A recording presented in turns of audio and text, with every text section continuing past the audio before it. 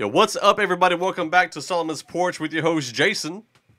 Hey, bruh, I think you need a mint. Do you want a mint? Your breath funny. banging, bro. I'm just saying. That's funny. Banging. I appreciate you. I appreciate you, Shawn. And we are joined this week with a special guest. A lot of y'all already know who this gentleman is. He is the infamous DJ from Track Stars, who does the line for line, who has been one of the top discovery devices for new CHH artists in Christian hip-hop. DJ Jeremaya, welcome to the show, sir. Infamous. I say infamous. I say infamous. Did I rob somebody? Do I do crimes? I say infamous because some people are like, man, I don't know why he put me up against such and such. Like, that ain't even right. No. I don't know why Jason, he matched up. Jason is the most infamous person. Like, if people know Line for Line Showdown, it's like Jason is the most infamous person. Like, independent artists, if you see this and you watch this and you like, man, DJ Jeremaya, why you put me against this person? Why that song? Why you use that song? Da, da, da. Any information you gave to Jason during our Line for Line Showdown is what I get and I use. So yeah, it's really his fault. He's the infamous one. You know what I mean? It's all good. Look, man, I'm just here trying to help. And but DJ, you do a great job at that. If anybody's watching this, you're not familiar with Track Stars, head over to YouTube, look up Track Stars. That's Track Stars with a Z, or you can look up Line for Line. And DJ and Shawn started that years ago, and it's just been building up ever since. And now it is the top segment of Track Stars. So DJ, you do a great job, man. And the way you match things up, the time you put into it and invest in it. The culture is genuinely appreciative of you, and if they're not, they might not be saved. I'm just saying. So nah, our salvation ain't based off Line for Line. But I will say it is time consuming. Like, prime example, today we did NF and Logic Part 2, which was really good. And what the funny part was, I had another Line for Line ready to go, and I had to be like, okay, well, we need to do this NF one. You know what I'm saying? Right. And I had to stay up and match it. And then sometimes funny part is I edit everything and then I go back and listen again, like, okay, something isn't right, and it just tweaked. And I had to make the tweaks. And when I made the tweaks, it came out great. You know what I'm saying? So and it was so funny today. Like, it was like our show is live on YouTube. So we were doing it and it came down to 3-3, right? So the final was 3-3. I don't know if you saw it or not.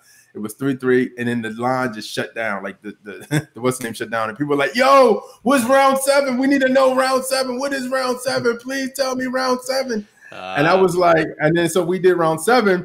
We recorded round 7, and I was like, "Yo, he won!" And somebody was like, "Who won?" I said, "Jesus won on the cross."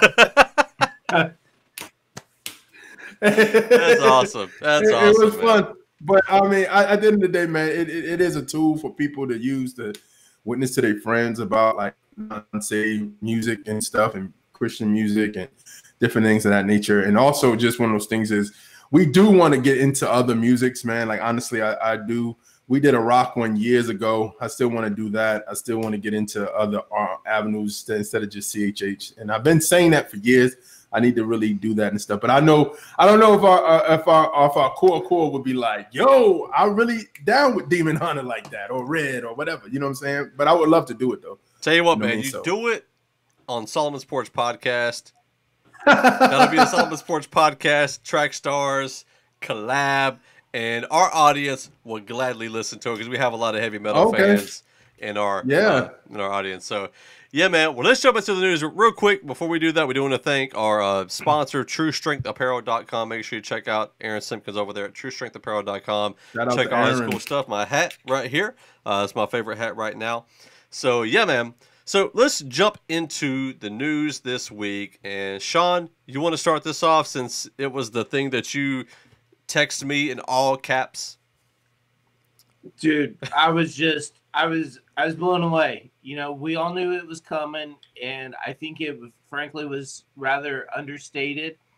But Snyder Cut, Justice League Snyder Cut, it dropped on HBO, and I know that there was a little bit of fanfare. I knew that there were a lot of people that were cheering for it to come on, but it just didn't seem like it was promoted a whole lot. I watched it that day, with my daughter. We set the day aside. We took the day off from homeschooling, and we watched it. I didn't even realize that it was 4 hours long, and I was so stoked. I was so excited. This was pure redemption. So if you saw the original Justice League movie that Joss Whedon ended up putting together, which was junk, this is amazing. This film, on so many levels, artistically speaking, from the way it was shot to the way the music was put together, to all the little minutia that Zack Snyder just incorporates into his storytelling, this was truly epic. You might not have enjoyed Man of Steel or even Batman versus Superman very much. And I think that if you understood that was all supposed to be building up all together to be one big long storyline, it makes maybe a little more sense. But this movie, even as it stands alone, is just truly epic.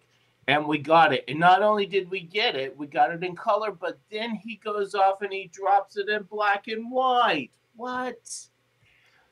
I watched the movie one time in color, started watching it a second time in color, and I do this anyway from time to time. I'm like, oh, hey, let me go ahead and turn all the color out of my TV and watch it black and white, because I'm a black and white fan. When I shoot film, I shoot black and white film. And I watched it, and you know, there were some tonality issues here and there, that sort of thing. And then he goes off and drops it in black and white officially, and it's called Justice is Gray. And I watched it. The tonalities are beautiful. The blacks are just super deep and rich.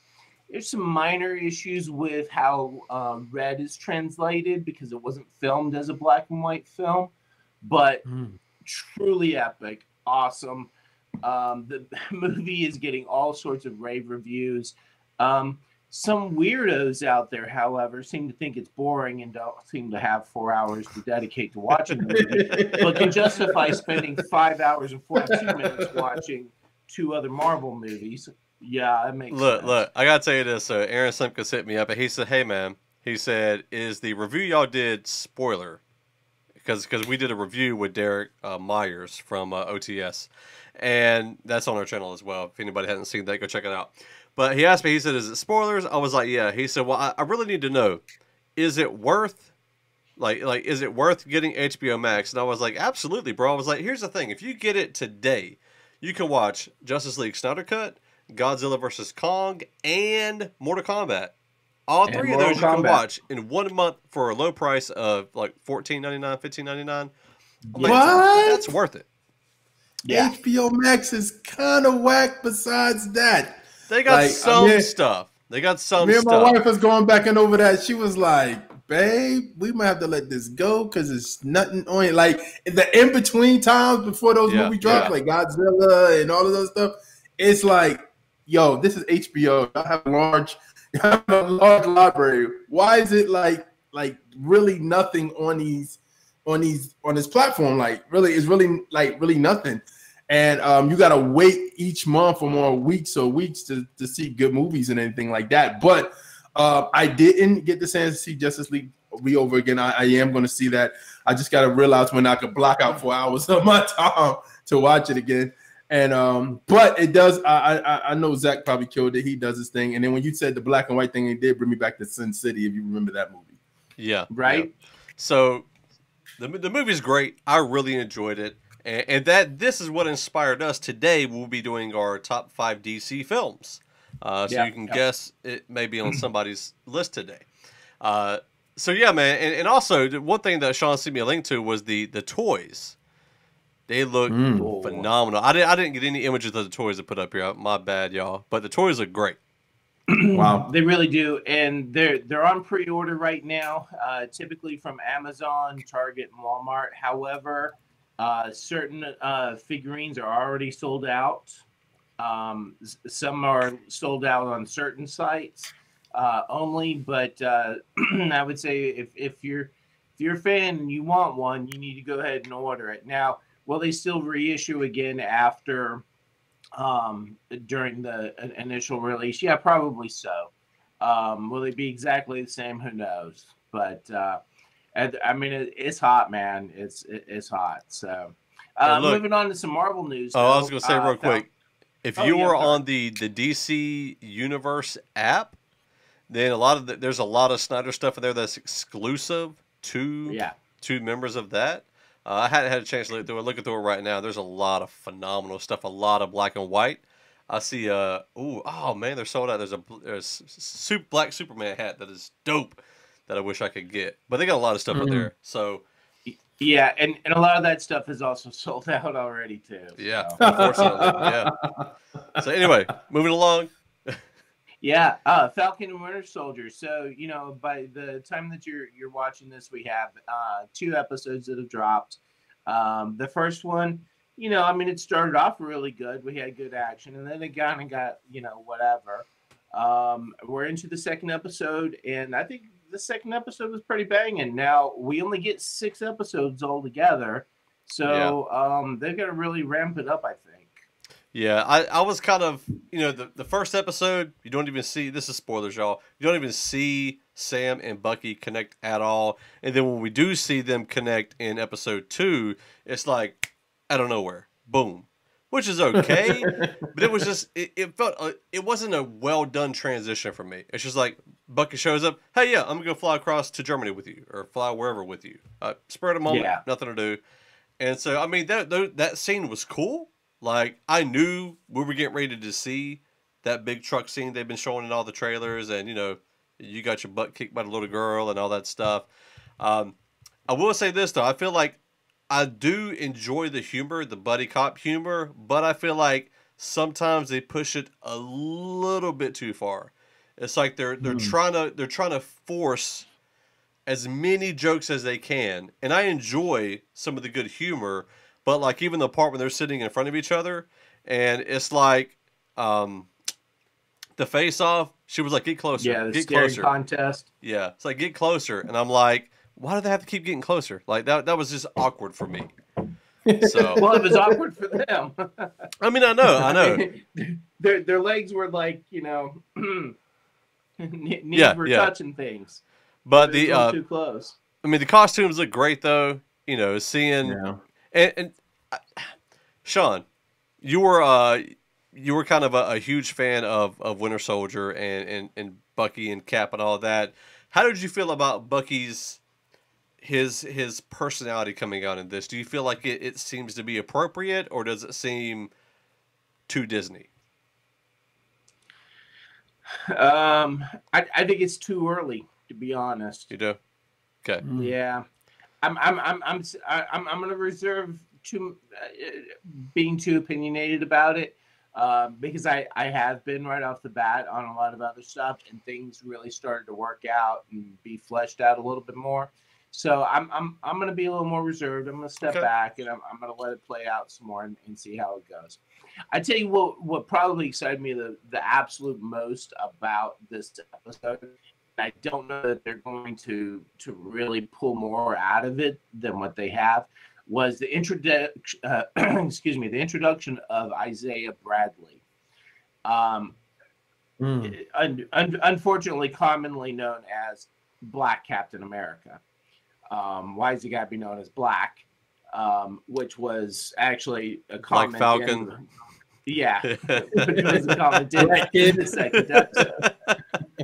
So it was kind of fun that they made fun of that, because Marvel at the time, that's how they build them. They build them as Black Captain America. Yeah.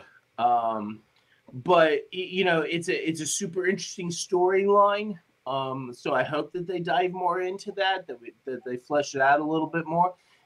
It's a little Tuskegee kind of thing going on or whatever.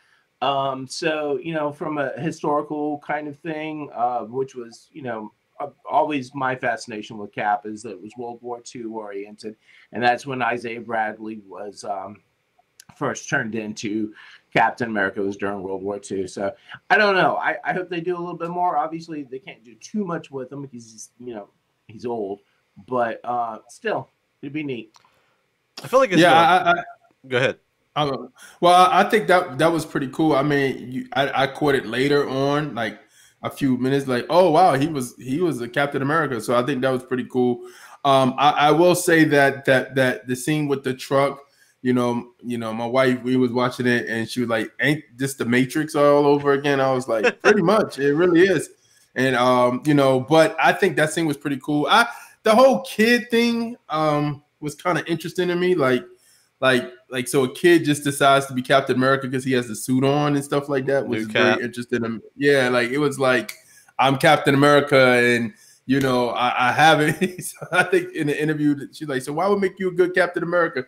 He's like, "Because I have the fortitude to do it." It's like, you have the fortitude to do it. That's it. Like that's it. There's no super strength or nothing. And I think he realized that on that train. I mean, on that trailer. When the young girl kicked him and he fell off, and he was like, "Oh, I'm into it now. I'm really into this. This is serious right now." So I think that's going to be an interesting situation. Yeah, it got real fast for him. I knew immediately, as soon as toward the end of their conversation in the Jeep or whatever the vehicle they were in, and they were like, "It makes no sense for us to work with you because you're on the books, we're off the books." And they're like, "Okay, in that case," like I knew as soon as Falcon said that, I knew this new Captain America was going to be like, "Well, stay out of my way," because they're going to, and obviously you got the dynamic of white Captain America, black sidekick, and now it seems like they're kind of shifting it a tiny bit with Falcon being the approaching Captain America, even though he's officially turned it down. He will be the Captain America, and then Bucky being his sidekick, which, honestly, I don't know. I feel like they're more of a 50-50 partnership kind of in that. Yeah. Especially being that they've both been Captain America in the comics, and they both were really good friends with Steve. And I'm just curious to know if we're going to get any. I don't think we're going to get any kind of Steve Rogers in this whatsoever. Maybe an image or some dialogue or something, or like old, like in the first episode, like flashbacks. And they don't necessarily need to bring him back, but it would be. I think it would be really interesting, honestly, to see Steve Rogers, old man Steve Rogers, and then what's the other Captain America's name? Isaiah. To see them two like side by side or something, that might be interesting. But yeah, I don't know if they got the kind of money to pay Chris Evans to come back for that. So anyway, man, I'm excited. They bring in Zemo at the very end, and I was really hoping we'd see a teaser for the mask or something, but that'll probably be in the next episode. They do need to ramp it up, though. I was thinking going through 2 episodes, I was like, they got to hurry up. It's the same thing with WandaVision. And WandaVision was the same way. You kept going. It was like, come on, I need more story. Yeah, and like with WandaVision, and then it just all like dumped into the last episode. Yeah. And you either were satisfied or you were left wanting more. So yeah, exactly. Are you guys mad that it's a series versus a movie? Nah, I prefer a series. No. Well, yeah. I wish it was a series or released like Netflix, but obviously they're trying to make as much money as possible. So I get doing once a week, but we get more content with series than you can with a film. Yeah. So that, and I get to watch it from my home. I get to watch it on my phone at work or whatever. During my downtime. I'm sitting. I didn't say that, so nobody tell anybody at work that. So anyway, is that over that, Sean? You want to move along? Yeah. Move along. So Black Widow pushed out again. We just said in the last episode, I said this is the longest period we've gone without a Black Widow release date pushback, and they decided to push it back to July 9th. But at least they're doing a dual release where you can watch it on Disney Plus, pay like an extra $30 or so, or you can go see it in theater. So I think my wife's going to want to go see it in theater, so we'll probably try to figure out a way to. Well, my whole family will be vaccinated by that point in time, and I'm not sure that there's any way that I can prevent my daughter from not going to the theater to watch it. You got to Have you guys been back to the theater yet, or everything's just been at home? Okay. My daughter would be there with disinfectant spray the whole time or something, but she'd be there. She'd be watching it. She'd be like Bubble Boy, Bubble Girl. Yeah. Like yeah, man. So we also got a Suicide Squad trailer. So if you're not if you don't understand, this is a separate movie from the first Suicide Squad. It is not a direct sequel per se, but they do share a lot of the same characters and the same actors returning to reprise their roles. You still have, was it Wanda Sykes? No, Lord, what's her name? Not Wanda Sykes. Oh my God. What's her name? I know you talk about. She was on How to Get Away with Murder. Yeah. I can't think of her name. I can't think of the character's name either. So we have the head of the Suicide Squad returning to reprise her role.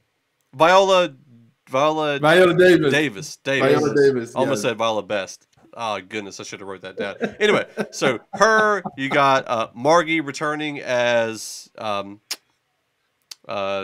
Quinn. I think is the guy who's playing the Flag guy? What's his name? Flag is back. Is he returning? Okay. Yeah. And then the guy who plays Boomerang, Captain Boomerang, he's returning. I don't know why they brought him back. That nobody cares about Captain Boomerang. Who cares about But James Gunn's bringing in a lot of characters who nobody knows anything about. Which this is what he does. James Gunn, same thing with Guardians of the Galaxy, one of the best films in MCU history at this point. He brings out a whole bunch of people that nobody knows about. DJ, we got heavy disagreements on films, bro. Heavy. Because Guardians of the Galaxy is top. It's not my favorite. It's top 3, bro. It is top 3. Top 3. Easy. Sean Grant, I know he agrees with me. So, but anyway. But the trailer, very R-rated. So it is. This film is going to be very, and it's DC Suicide Squad. If you know anything about Suicide Squad, you're going to expect it to be R-rated, or else you feel like they're Disney and it up. So, well, and I was prepared for that, but the whole beach reference, that was over the edge for me. That was a little bit too much. I mean, okay, yeah, you went there, and then you went there. And you kicked that horse, and then you kicked it again, and then you left, got lunch, came back, kicked it a few more times. And it was just like, whoa, dude, leave it alone already. Yeah, I was ready for them to cut that right there at nip it in the bud, you know. Do you think DC is lazy because all their remakes is the Batman, the Suicide Squad? Or you think they're lazy or coming up with something different and new? You know what I'm saying? Maybe if this is different from the first Suicide Squad, maybe call it Suicide Squad something. You know what I'm saying? Versus the Suicide Squad. They got Batman coming out soon and it's gonna be called the Batman. You know what I mean? It just seems like it's lazy to me. They're trying to take their it's that mark, such and such is a goat, such and such is a goat, but he is the goat. So I think they're like, this is the Batman. This is the Suicide Squad. Yeah. Like the Joker. Yeah, well, and it wasn't even the Joker, so it was just Joker. He's not the Joker. Heath Ledger's the Joker. Jeremiah is the DJ. You know what I'm saying? You got to keep all those intertwined. No, it's other DJs. Yeah, I was the first one, or the other one. But no, I get what you're saying. It just feels like it's a difference of the to me just seems lazy. I don't know why. It just seems lazy. It doesn't seem like you could come up with another title for something. You know what I mean? Yeah. It could be called Suicide Squad, not Return, but Suicide Squad something. You know what I mean? Awakening or Suicide Squad. You know what I mean? It just doesn't. Yeah. It doesn't seem. It just seems lazy to me. Well, I will say though, The Dark Knight, Man of Steel. At least they took kind of another name for that character, and they did that. Yeah. But when you're trying to start over from scratch with another film, like Superman Returns was a different Superman, a different actor portraying it. So it was like that didn't really make sense to me. It was like Superman Returns. Was there a first one that he played and there wasn't? So that really confused me because whenever I was whenever I was really trying to dive into the films. And I saw Superman Returns at the thrift store where I was buying all the films that I could get my hands on. I was trying to find the first Superman. And I asked somebody, or I looked it up online, I was like, Superman Returns, series. and it was just that standalone film. And I said, that title doesn't make sense. I mean, not unless you're trying to be clever like Ludacris and Back for the First Time, something like that. Yeah, but yeah. I don't know.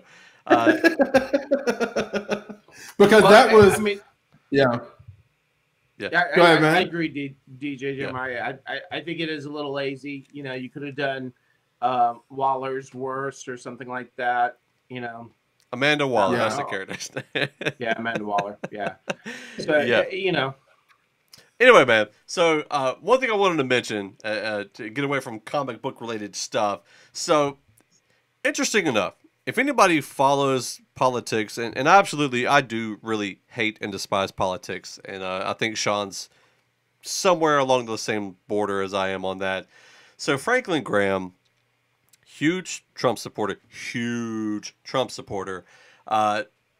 very Republican opinionated and all that stuff. So in February, we had mentioned that the Church Leaders podcast was doing a Christian nationalism month where they had 4 different people come in and speak on Christian nationalism, what the Bible, how the Bible looks at that, or how we should look at that as Christians living in America or any country, but specifically in America with everything that just happened recently in the past few years. And even in that, Franklin Graham said, America has never been a Christian nation and it'll never be a Christian nation because that's just not what it is. And I thought it was interesting. That kind of really surprised me. And then he just came out not too long ago and said that Jesus would have taken the COVID-19 vaccination. And I was like, that threw me for a loop. And not necessarily for us to comment on or try to figure out if he would or would not, because, I don't know. I know the Old Testament was very, very funny about lots of potential things that could be spread. Like if you read through Leviticus, Numbers, Deuteronomy, all of that stuff, there was so many laws about separating yourself from other people if you've encountered certain things. Like even, I'm going to keep it rated PG, but when a husband and wife have marital affair with one another, they're supposed to separate themselves because of the result of that, because it could be unclean. And so I'm thinking, and we kind of talked about this a while ago whenever this whole shebang first happened. But aside to the point, a lot of people have been anti-vaccination. I've talked to many people who have begged me to stay away from it, keep my family away from it, all these different risk factors and all these things. And then for Franklin Graham, who seems like he would agree with a lot of these folks and a lot of issues, says that Jesus would have taken the COVID vaccine. I think the opposition Christian would have said, no, he would just cure it. Like, you know what I mean? Yeah. Like, he would just go around and cure everybody of the vaccine, which could be true. So anyway, I don't know. I thought it was interesting. Just wanted to bring that up. Yeah. And just I'm kind of looking at Franklin Graham to see how he's maneuvering all these issues now.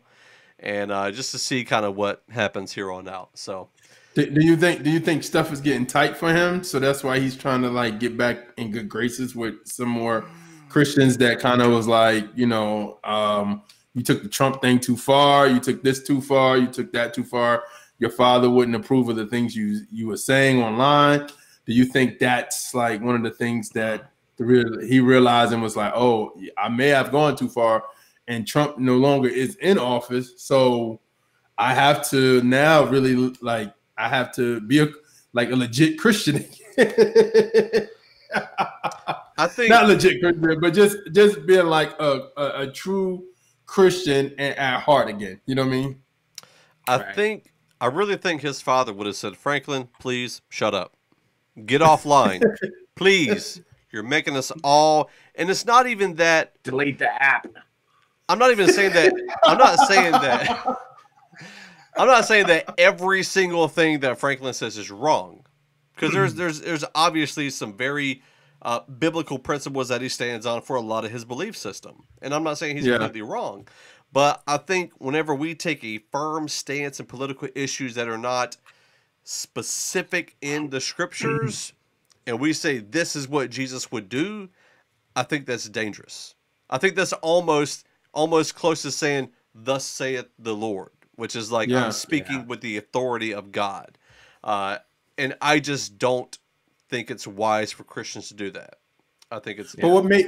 But I think the real question is what made him switch? Because I know Trump, I think, was saying like, I wouldn't take it. You know what I'm saying? Even though they say he took it. I mean, I don't know how true it is when he was diagnosed when he was president.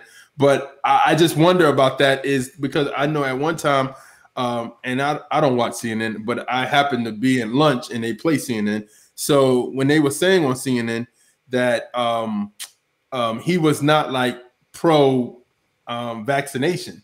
So, and that was like a couple weeks ago. That wasn't like a few months ago. It was like a couple weeks ago. So if that's the case, I wonder what made Franklin, that was his like hype guy. Like that was like like Trump was Chuck D and Franklin Graham was Flavor Flav. Like, you know what I'm saying? Like he was hyping them so much that it's like, I wonder what changed that now. Like what it was like, you know what I mean? Because when you say stuff like Jesus would have took the vaccination, that goes along more sounding like stuff you're hearing liberal may say. You know what I mean? Yeah. More than a conservative.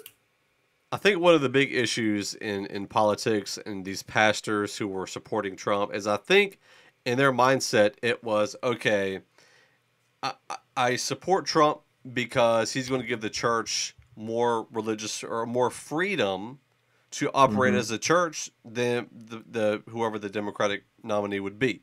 So I think that's what these pastors are looking at.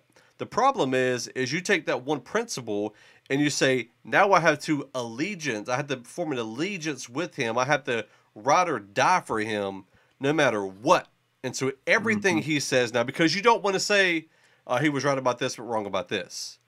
And a lot of people do this with their pastors. A lot of people 100% would support and defend anything that their pastor says or does because they align themselves with that person rather than just agreed with certain principles that they have. And I think for him, it was like he was ride or die with Trump. And now that Trump's not in office, he's like, okay, I can pull back a little bit. You know, I don't want to lose my Trump supporters who support me financially in my ministry. So I'm going to slowly pull back a little bit and try to be more even keel. Yeah. Sean, were you going to say something? Wow, that's pretty deep for the news. Yeah. So we'll move along to the Kingstone app. Yeah. I think moving along is probably a good idea in general. Yeah. We are partners with Kingstone Comics. If you're interested in ordering comics from them, you can do that by way of us, and we get a certain percentage of those profits. This particular thing won't benefit us at all whatsoever, but it's still cool, and we still like their ministry, so we're going to still promote it as well. Kingstone Comics has come out with an app for their comic books. So if you're good with reading comics on a device, whatever that may be, phone, iPad, whatever, tablet, you can download the app and you can get the comics for as little as $1 a piece, which is pretty outstanding, to be honest with you. Yeah. And then you can even share the screen, of course, so that way you can use it in a Bible study or a small group or a Sunday school class or something like that, and be able to go through the books. And remember that they just released their new Easter comic as well. So check that out. That may be something that you're into. I like it. I think it's pretty cool. I haven't bought any books just yet. Mostly just because it's getting closer to the end of the month and our budget doesn't allow for extras. But anyhow, so check out the Kingstone comic app. Moving on to music news. Crowder has dropped a new track called He Is. I wouldn't say it's one of my favorite tracks, but it is definitely an inspirational track. So if he'll even tell you, if you're feeling particularly down, and it seems like a lot of Christian artists are doing this right now. Right. It's like, everybody's bummed out because of the pandemic, yada yada, whatever. We're all depressed, and we are. Don't get me wrong. I'm not trying to negate any of that stuff. But it seems like everybody's coming out with tracks to be encouraging and uplifting and K-Love or something like that. But Crowder dropped He Is, and it's a decent track. It's good Good lyrics, at least. I don't care for it as much musically. Band, The Undertaking. I hesitate to call them metalcore, but they are kind of metalcore, kind of punk. They're heavy, man. It's good stuff. Anyway, they dropped their album Funeral Psalms. It's also now available on vinyl. Some pretty wicked looking vinyl too, man. Again, it's stimulus check maybe. I have to get that. So, band that you told me about, Jason. Yeah, somebody told me online. I had shared like some of the music I've been listening to, and I got Christian metal, Christian rock, Christian hip hop, and then my own personal EP, the Jason Border EP. Y'all can check that out. So Convictions it's a metal band, and they've got a new album that is on pre-order right now, and then 2 songs, the Price of Grace and The War That Followed Me Home. I really like this band. I put it on the other day, and I got I've been building up my weights at home, trying to be able to do full workouts at home and stuff. And I sat there and I just repeated those 2 songs for a while. And The Price of Grace is probably my favorite of the 2, but I'm probably going to have to check this buy this album, man. It's really good. I mean, what did you think? Yeah, it was all right. That's Sean's way of saying, well, it's not my favorite. Yeah, I liked it. I would listen to it. I would even still go ahead and buy it digitally. I wouldn't buy it on vinyl. How often would I listen to it? How many tracks would I put onto a playlist? Yeah, Gotcha. Well, I hadn't heard their other music. I just listened to those 2 things. And part of me gets nervous about going into old catalogs. For some reason, I don't know. I'm like that. But I'm going to check out this album when it drops. And then when it drops, I'll check out their old stuff. So now here's a question. I have a question for y'all. So for people who are like want to get into Christian rock but don't know where to start, like, is there a difference? Of course, you have different styles of Christian rock, but is there a difference between of course, metal and then like just regular Christian rock? So like, what would be the bands to get people started in if they wanted to get involved with Christian rock, Christian metal? Well, yeah, that's tough, man. Yeah, I think. I would ask you first what you're listening to secularly. Yeah. Got you. Okay, dope. Yeah. That's what I would normally do with Christian hip hop. So I mean, everybody already go like Lecrae first, you know what I mean, or NF, or you know what I'm saying, just getting to certain people. But there's no staple person, no staple group in Christian rock like that, just to start people off. Most people start with Skillet. That's like the most household name, but Sean and I don't have them on our top 5 any list of rock bands. Why not? So, I heard Skillet. Skillet they had some dope stuff, but is it too poppy for you guys? Are y'all more like underground rock, like the Sean likes garage band? Well, Sean likes the albums that sound like they were literally produced in the garage. First of all, okay. So Skillet has big dollar production behind them. So yeah. So Sean like where most people want Christian hip hop to sound clean, polished, Sean doesn't necessarily want that with his rock music. Now, obviously, some of the bands that we listen to, some of the metal bands, rock bands, they have big production behind them. And so then their music itself has to make up for it. Like Sean, he loves, and Sean, you can correct me if I'm wrong, but the heavier, the better for you, right? I'm like anybody else, man. I listen to anything and everything, classical, jazz, pop, punk, very little country, very, very, very little country, some bluegrass. I'm all over the place. But when it comes to rock and metal, I usually prefer the heavier stuff. If my head doesn't just automatically start doing this, then it's probably not for me. Okay, so real quick, what's y'all top 3 Christian rock bands of all time? To clarify, you did say rock. Christian rock, metal, all put together. Oh, let's see. Okay, I'll start with mine. give Sean a few seconds. He's got a longer list of bands that he listens to. He's got to dwindle down. So I think for me, Red is one of them. Okay. Red, I think, is easier to digest for the random person who's trying to get into rock. And especially their newest album. Yeah, it's really good. Their very first album is phenomenal, and their most recent album is great. So, Red, really love, man, this is really tough. POD, I had a satellite album. Rock with a little bit of hip-hop elements to it. So for me, that really works well. So I don't know if I'd call them rock per se. They're like, what? They're like Korn. They look like Korn was and Limp Bizkit, you know what I mean? But a little bit, I think they were a little bit more rock than those groups were, in my opinion.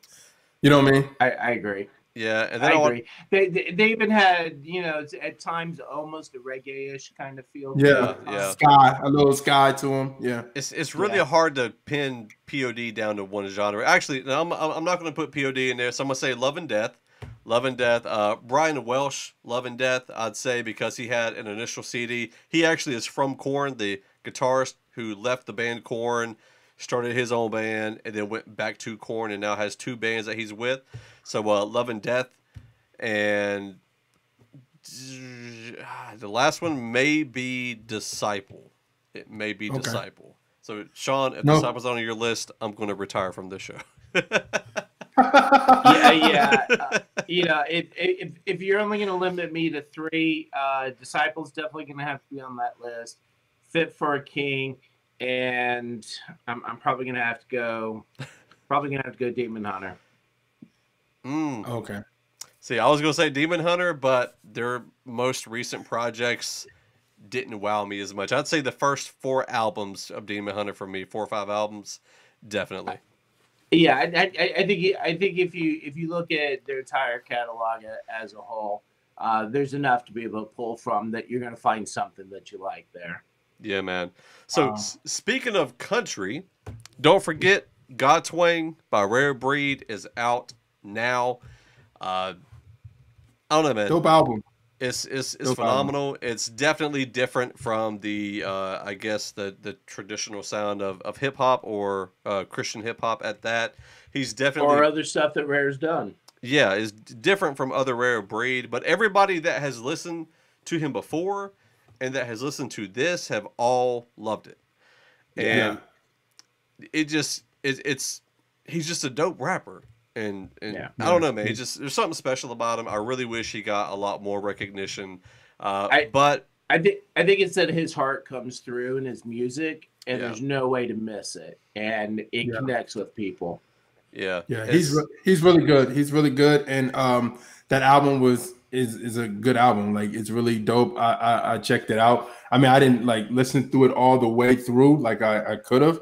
But I was listening to it to what put on our playlist, our Milk playlist for Track Stars.